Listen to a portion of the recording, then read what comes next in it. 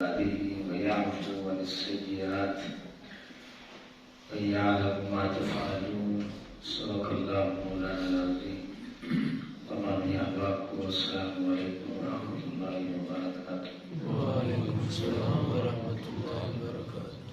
امام الانبیاء صلی اللہ علیہ وسلم کے غلامان، یہ رمضان المبارک کے آج سمجھنے کتنا روزہ ہو چکا ہے.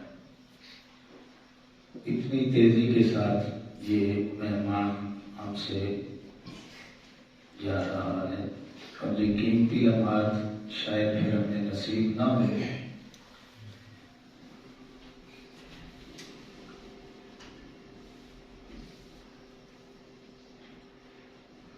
وہ کون سا مسلمان ہے جو اس ماہ مقدس میں عبادات، اذکار اور استغفار کے ذریعے اپنے رب کو راضی نہیں کرنا چاہتا. الحمدللہ ہر مسلمان یہ چاہتا ہے کہ رمضان المبارک میں ہم اس انداز میں اپنے رب کو راضی کر لیں کہ پھر وہ مالک ہم سے کبھی بھی ناراض نہ ہو.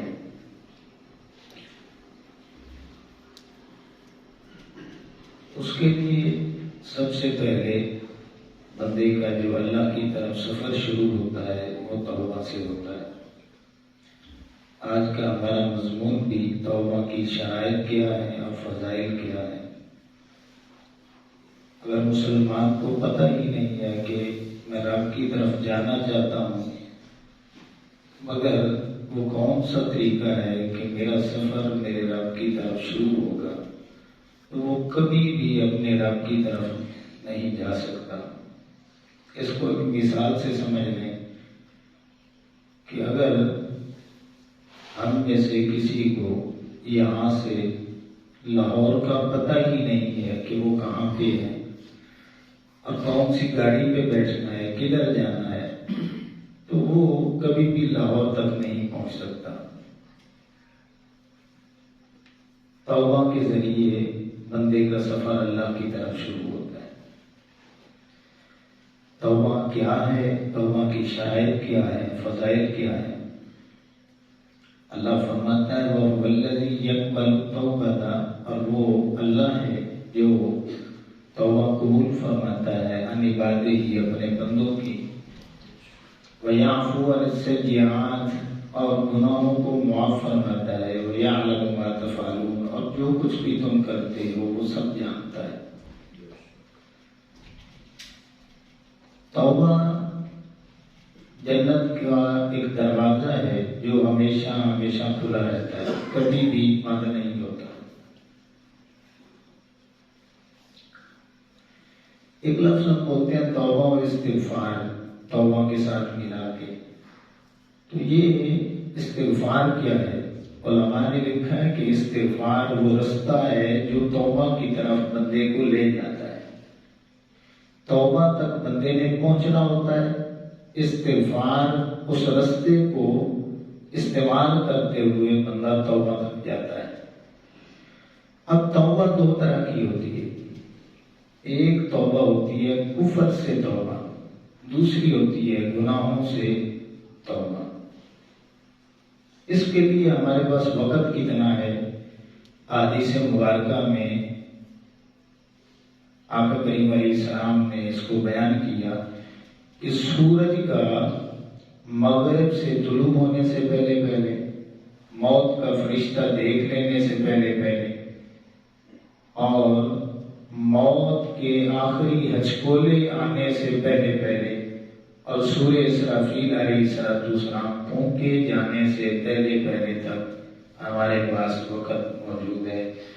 اگر اس دوران کوئی کافر اپنے کفر سے توبہ کر لے، اللہ قبول فرما لیتا ہے، اور مومن اگر گناہوں سے توبہ کر لے تو اللہ پھر بھی اس کی توبہ کو قبول فرما لیتا ہے. لیکن ایک الارمنگ صورتحال بھی ہے، وہ یہ ہے کہ اللہ فرماتا ہے کہ میں توبہ کن لوگوں کی قبول کرتا ہوں. اب سنیں، یہ قرآن مجید ہے. اللہ فرماتا ہے اِنَّ انما التوبۃ علی اللہ للذین یعملون السوء بجہالۃ، بے شک اللہ رب العزت ان لوگوں کی توبہ کو قبول فرماتا ہے جو لا علمی میں گناہ کرتے ہیں، ثم یتوب اللہ من قریب، اور پھر جلدی جلدی توبہ کر لیتے ہیں، فاولئک یتوب علیہم، اللہ رب العزت ایسے لوگوں کی توبہ قبول فرماتا ہے، وَكَانَ اللَّهُ غَفُورًا رَحِيمًا، بے شک وہ بخشنے والا ہے اور رحم فرمانے والا ہے۔ توبہ کے لوگوں کی قبول ہوتی ہے جو لا علمی میں گناہ کرتے ہیں اور جلدی جلدی توبہ کر لیتے ہیں۔ اب جو ہمارا رویہ ہے اس کے متعلق اللہ کیا فرماتا ہے، جو عمومی طور پہ ہمارے یہاں ہے، وَلَيْسَ التَّوْبَةُ لِلَّذِينَ يَعْمَلُونَ السَّيِّئَاتِ، اللہ رب العزت ایسے لوگوں کی توبہ کو قبول ہی نہیں فرماتا کہ جو یعملون السیئات، جان بوجھ کے گناہوں میں لگے رہتے ہیں، حتی اذا جاء احدهم الموت، حتیٰ کہ ان پر موت کا وقت آتا ہے تو وہ کیا کہتے ہیں، قال انی تبت الآن، اب میں جلدی جلدی توبہ کرتا ہوں۔ اللہ فرماتا ہے وَلِلَّذِينَ يَمُوتُونَ وَهُمْ كُفَّارٌ، اب تمہاری جو توبہ ہے میں نہیں قبول کروں گا، تمہارا خاتمہ کفر پہ ہوگا۔ یعنی جو اس نیت پہ گناہ کرتا رہتا ہے نا کہ کب توبہ کر لوں گا، پرسوں کروں گا، پہلے دن، اور پھر گناہ جان بوجھ کے لگا رہتا ہے، الارمنگ صورت حال ہے۔ اللہ فرماتا ہے ایسے لوگ تو میرے ساتھ ٹٹھا کر رہے ہیں، مذاق کر رہے ہیں، کوئی موت سے تھوڑی دیر پہلے تک ہے نا ٹائم، اللہ فرماتا اگر میں نے نہ دیا تو پھر کیا کروں گی؟ اچانک حادثے نہیں ہو جاتے، اچانک بندے ڈوب کے مر جاتے ہیں، ایکسیڈنٹ ہو جاتے ہیں، تو ان لوگوں کو کیا پتا کہ میں اب گھر سے نکلنے لگا ہوں تو مجھے موقع ملے گا۔ تو ایسے لوگوں سے اللہ ناراض ہوتا ہے کہ جو اس انتظار میں ہے کہ مرنے سے چند منٹ پہلے میں کر دوں گا۔ اللہ فرماتا ہے کہ ایسے لوگ لا علمی میں گناہ کر لیں، پھر فوراً توبہ کر لیں، میں توبہ قبول کر لیتا ہوں، اب ان کو کرنا کیا چاہیے؟ یہ بھی قرآن کی آیت ہے، إِلَّا الَّذِينَ تَابُوا، ایک تو وہ توبہ کریں، وَأَصْلَحُوا، پھر اپنی اصلاح کر لیں، وَبَيَّنُوا، اور پھر آگے بیان بھی کریں کہ میں نے اپنے رب سے سچی توبہ کر لی ہے، فَأُولَئِكَ أَتُوبُ عَلَيْهِمْ وَأَنَا التَّوَّابُ الرَّحِيمُ، ایسے لوگوں کو اللہ فرماتا ہے میں معاف کر دیتا ہوں اور میں بہت بڑا توبہ کو پسند کرنے والا اور رحم فرمانے والا۔ پھر ایک جگہ اللہ نے فرمایا کہ ایسے لوگ جو لا علمی میں گناہ کر لیں پھر جلدی جلدی توبہ کر لیں، اب ان کو کیا چاہیے؟ إِلَّا الَّذِينَ تَابُوا وَأَصْلَحُوا،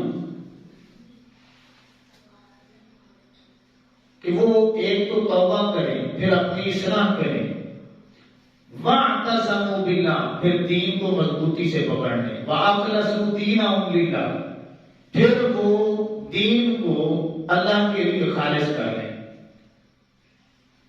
فَأُولَئِكَ مَعَ الْمُؤْمِنِينَ، اللہ فرماتا ہے یہی پکے مومن ہیں۔ اور مومنوں کے متعلق اللہ نے فرمایا کہ یا ایھا الذین آمنوا توبوا الی اللہ توبۃ نصوحا، ایمان والے جو ہیں وہ جب بھی توبہ کرتے ہیں تو وہ توبۃ نصوحا، عبرت والی توبہ، کہ اس کے بعد پھر وہ واپس ان گناہوں کی طرف نہیں جاتے۔ یہ مومنوں کی اللہ رب العزت نے توبہ کا جو ہے اس حوالے سے ارشاد فرمایا۔ اب جو کافر ہیں وہ کیا کریں گے؟ اللہ فرماتا ہے کہ الا من تاب، وہ توبہ کریں، اس طرح وآمن، پہلے ایمان لے کے آئیں، وعمل صالحا، پھر عمل صالح بھی کریں، تو اللہ فرماتا ہے کہ فاولئک یدخلون الجنۃ ولا یظلمون شیئا، اللہ فرماتا ہے کہ ان لوگوں کے ساتھ زیادتی نہیں ہوگی بلکہ انہیں بھی میں اپنے فضل سے جنت عطا فرماؤں گا۔ پھر ایک جگہ کافروں کے متعلق اللہ نے فرمایا الا من تاب وآمن وعمل عملا صالحا، کہ جو کفر سے توبہ کریں تو تو پہلے ایمان لے کر کے آئیں، پھر عمل صالح کریں۔ فَأُولَٰئِکَ يُبَدِّلُ اللَّهُ سَیِّئَاتِهِمْ حَسَنَاتٍ، پھر ایسے لوگ ایمان بھی لے آئیں، عمل صالح بھی کرنے لگے تو ہم ان کے گناہوں کو بھی نیکیوں میں بدل دیں گے۔ اللہ اکبر۔ ایک جگہ اللہ رب العزت نے فرمایا کہ وَإِنِّي لَغَفَّارٌ لِمَن تَابَ، بے شک اللہ رب العزت بہت ہی بخشنے والا ہے، توبہ قبول فرمانے والا ہے۔ وَآمَنَ وَعَمِلَ صَالِحًا، ان لوگوں کی جو ایمان لے کر کے آئے، عمل صالح کریں، ثُمَّ اهْتَدَىٰ، پھر ہدایت پہ ڈٹے رہیں۔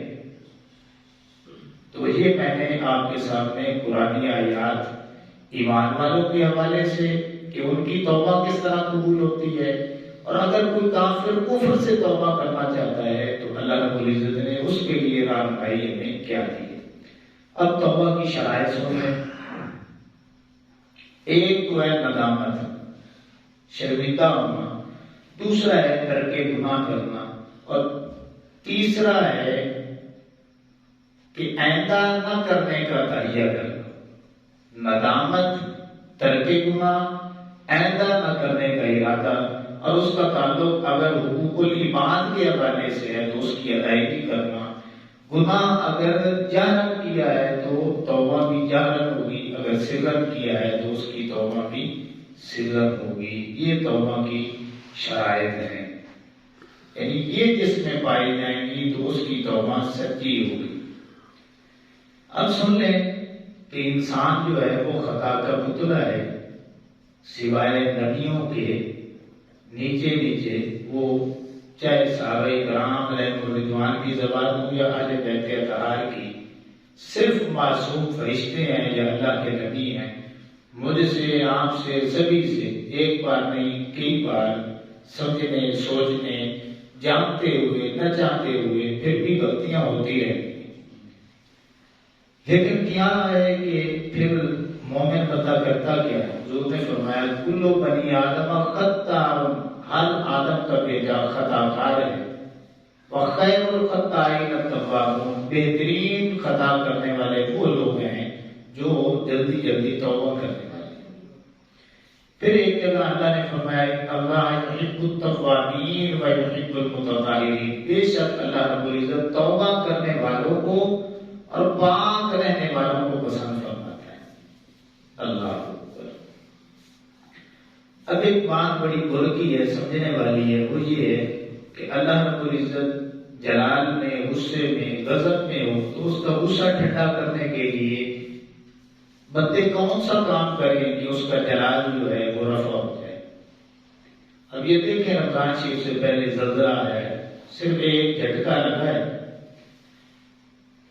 میں نے یہ آپ نے بھی دیکھا ہوگا کہ ایک اینکر جو ہے نا، اینکر وہ فیوریٹ سانگ سنانا چاہتی ہے، ادھر جھٹکا لگتا ہے، ایک سیکنڈ گزرتا ہے، اس کی زبان پہ لا الہ الا اللہ، لا الہ الا اللہ آ جاتا ہے۔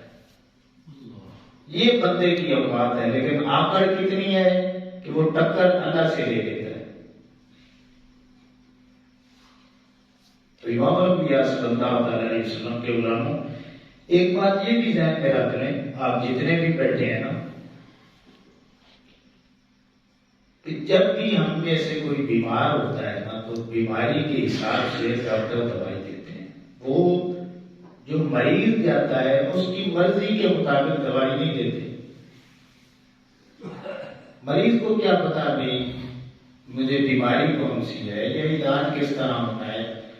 ڈاکٹر یہ دیکھتا ہے کہ اس کو میں نے ٹیبلٹ دینی ہے، کیپسول دینے ہیں، اسے انجیکشن لگانا ہے، یا میں نے اس کا آپریشن کرنا ہے۔ اگر آپ کو ڈاکٹر یہ کہہ دیں کہ آپریشن کے بغیر چارہ ہی نہیں ہے، اور آپ کے سارے گھر والے پورا محلہ شور مچائے کہ ڈاکٹر ظلم کر رہا ہے، تو پھر آپ کیا کہیں گے؟ آپ کہیں گے یار آپریشن بھی ہمارا ہے، ڈاکٹر ہمارے ساتھ بھلائی کرنا چاہتا ہے۔ اور کتنے مریض ایسے ہیں جو شوگر کے ہوتے ہیں، ڈاکٹر کہہ دیتا ہے یہاں سے ہاتھ کاٹنا پڑتا ہے، تو کوئی ڈاکٹر کو ظاہر کہتا ہے؟ نہیں کہتا۔ اب وہاں پہ آپ ڈاکٹر کو مشورے دیں کہ نہیں یہ ہاتھ نہ کاٹیں، اس کو کوئی اور سولوشن نکالیں، تو کوئی بھی نہیں کہتا۔ لیکن ہم مادیت کی وجہ سے، دنیا کی محبت کی وجہ سے، انانیت کی وجہ سے دین سے اتنے نابلد ہیں کہ جب ہمیں دین کے حوالے سے کوئی بات سننی پڑ جائے تو ہم پھر اپنی انا کا مسئلہ بنا لیتے ہیں۔ انا کا مسئلہ نہ بنائیں۔ جب بھی کوئی بات بیان کی جاتی ہے نا، تربیت، سارے موضوعات تربیتی موضوعات ہیں۔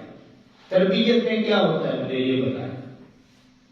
آپ نے اپنے بچے کی تربیت کرنی ہے، تربیت پہ آپ توجہ کب کریں گے؟ جب آپ کی شکایت آئے گی نا، استادی کریں گے یا محلے میں سے کہ آپ کے بچے میں یہ خرابی ہے، تو آپ بچے کو ایک دو دفعہ سختی سے سمجھائیں گے۔ اگر وہ نہیں مانے گا تو پھر آپ آنکھیں دکھائیں گے، اسے تھپڑ بھی لگائیں گے۔ کیوں؟ اگر آپ کپڑوں سے کہیں گے یار آپ کا اپنا بیٹا ہے تو تھپڑ کیوں؟ آپ فرمائیں گے کہ یار یہ میرا بیٹا ہے، مجھے اس سے محبت ہے، میں اس کی تربیت کرنا چاہتا ہوں۔ تو تربیت میں خامیوں کو دیکھا جاتا ہے کہ یہ ہماری خامیاں ہیں، اس کو ہم نے دور کرنا ہے۔ تو اس حوالے سے ہمیں پریشانی نہیں ہونی چاہیے۔ جب یہ موضوعات ہم نے چلانے ہیں تو پھر ہم نے یہ اللہ کے رسول کی باتیں سننی ہیں، ٹھیک ہے نا، اور اسے اپنی تربیت میں معمول کرنا ہے۔ کسی کی کوئی ادھر نہیں ہے کہ اس کو ٹارگٹ کیا جائے، ٹارگٹ مقصد ہی نہیں ہے، اسلام مقصد ہے۔ جس میں جو خرابی آتی ہے وہ خود ہی اس کو درست کرے، بس اتنی سی بات ہے۔ تو اللہ رب العزت کے غصے کو جو ٹھنڈا اگر کوئی کرنا چاہتا ہے تو علماء نے لکھا صرف ایک ہی طریقہ ہے، بس وہ یہ ہے کہ اللہ رب العزت ندامت کے آنسو جو ہے نا، اگر کوئی بہا لیتا ہے نا تو وہ ندامت کے آنسو جو ہے نا وہ اللہ کے جلال کو ٹھنڈا کر دیتے ہیں۔ حتیٰ کہ امام غزالی رحمۃ اللہ علیہ فرماتے ہیں کہ جب قیامت آئے گی اور جہنم کو اللہ رب العزت بھڑکائے گا، اب گناہگار بھی ہوں گے، نیکوکار بھی ہوں گے، جہنم اپنے ایریے سے نکل کر کے ان گناہگاروں پہ حملہ کرے گی۔ جب حملہ کرے گی تو حضرت جبریل علیہ السلام آقا علیہ السلام کی خدمت میں ایک پیالہ پیش کریں گے، عرضی پیش کریں گے، یا رسول اللہ یہ جو ہے نا اس میں پانی، یہ دوزخ کی آگ پہ پھینک دیں۔ تو آقا کریم علیہ السلام اس پانی کو پکڑیں گے، ایسے ٹھنڈا لگائیں گے تو وہ جو دوزخ اپنے ایریے سے نکل چکی ہوگی نا تو پھر واپس کر جائے۔